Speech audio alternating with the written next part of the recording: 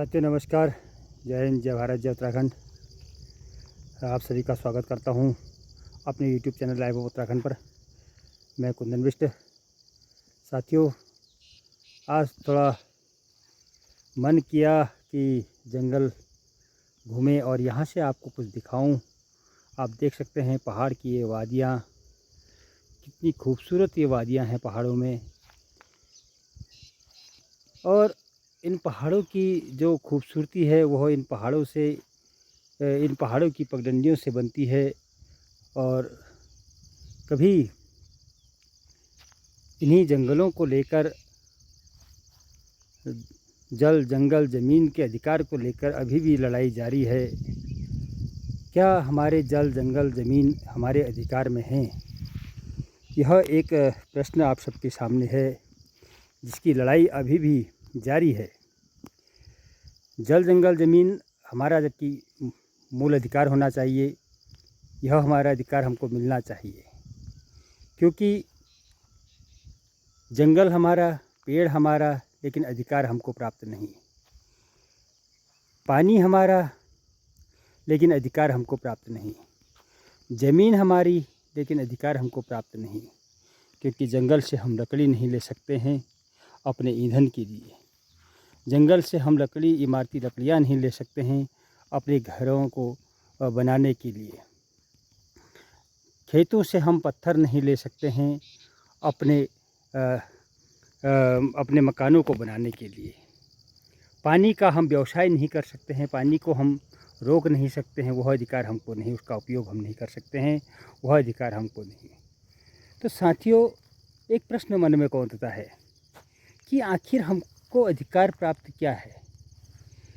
क्या हमको यह अधिकार नहीं मिलना चाहिए कि जिन जंगलों को हम सुरक्षित रखते हैं, जिन खेत खलिहानों को, जिस पर्यावरण को बचाने के लिए हम प्रयत्न करते हैं, जिस पानी को बचाने का हम प्रयत्न करते हैं, पूरी गंगा यमुना को हम यहाँ से जो उत्तराखंड से निकलती हैं उनको बचाने का कार्य करते हैं, क्या हमको यह अधिकार प्राप्त नहीं होना चाहिए? साथियों, उत्तराखंड राज्य की जो लड़ाई जो शुरू हुई, जल जंगल ज़मीन का अधिकार अभी भी हमें प्राप्त नहीं। आखिर कैसा हमको राज्य मिला? केवल लड़ाई इस जंगल तक की नहीं है, जो ज़मीन तक की नहीं है, पानी तक की नहीं है। आज लड़ाई है इन पहाड़ों को बचाने की। अपने इन पहाड़ में जो हमारी शिक्षण संस्थान है उनको बचाने की, पहाड़ में जो स्वास्थ्य सुविधाएं हैं उनको बचाने की।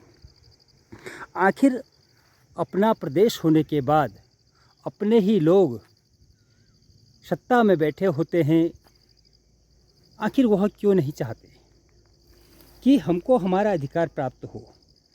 जब तक वह लोग सत्ता में नहीं बैठे होते हैं, सत्ता तक नहीं पहुंच पाते हैं, तब तक खूब लड़ाइयाँ करते हैं कि जल जंगल ज़मीन का अधिकार हमको मिलना चाहिए। लेकिन जैसे ही हम अपने लोगों को सत्ता तक पहुंचाते हैं या विधानसभा के द्वार तक पहुंचाते हैं, उसके बाद उनके कानों में यह जूं तक नहीं रेंगता है कि जिस चीज़ की हमारी मूल लड़ाई है, उन लड़ाइयों के लिए कोई ऐसे नियम निकाला जाए कि हमारे लोग अपने अधिकार प्राप्त कर सकें। आखिर यह कब तक चलेगा? इन 26 सालों में जब से राज्य बना तब से भी यह संघर्ष जारी है। उससे पहले भी जंगल बचाने का आंदोलन, आप सबको मालूम है, चिपको आंदोलन के इतना बड़ा आंदोलन पूरे देश के अंदर चला। उसके बावजूद भी, जबकि हम पूरे देश को ऑक्सीजन देते हैं, पूरे हिमालयी राज्यों में सबसे ज़्यादा ऑक्सीजन देने वाला हमारा यह प्रदेश, लेकिन हमको ऐसा अधिकार प्राप्त नहीं कि हम इन जंगलों का उपयोग कर सकें और अपने पानी का उपयोग कर सकें। तो साथियों, प्रश्न केवल जंगल को लेकर आया है, ज़मीन को लेकर आया है, लेकिन आज इन 26 सालों में लड़ाइयाँ कहीं आगे जा चुकी हैं। हम आज किस परिस्थिति में हैं और किस ओर हम जा रहे हैं, इन सवालों को लेकर आप सबके सम्मुख आया हूँ। क्या हम लोग जागरूक हैं? क्या हम चाहते हैं कि हमारा अधिकार हमको प्राप्त हो। क्या जंगल पर हमारा अधिकार होना चाहिए, जल पर हमारा अधिकार होना चाहिए, ज़मीन पर हमारा अधिकार होना चाहिए या नहीं, यह एक यक्ष प्रश्न हमारे सामने है। क्योंकि आज लड़ाई बहुत लंबी हो चली है, उसमें जल जंगल ज़मीन से लेके मूल निवास से लेके भू कानून से लेके स्वास्थ्य सड़क चिकित्सा से लेके लड़ाइयाँ बहुत आगे बढ़ चुकी हैं। तो इन चीज़ों को लेकर क्या हम जागरूक हैं, यह हमारे सामने एक प्रश्न है। क्योंकि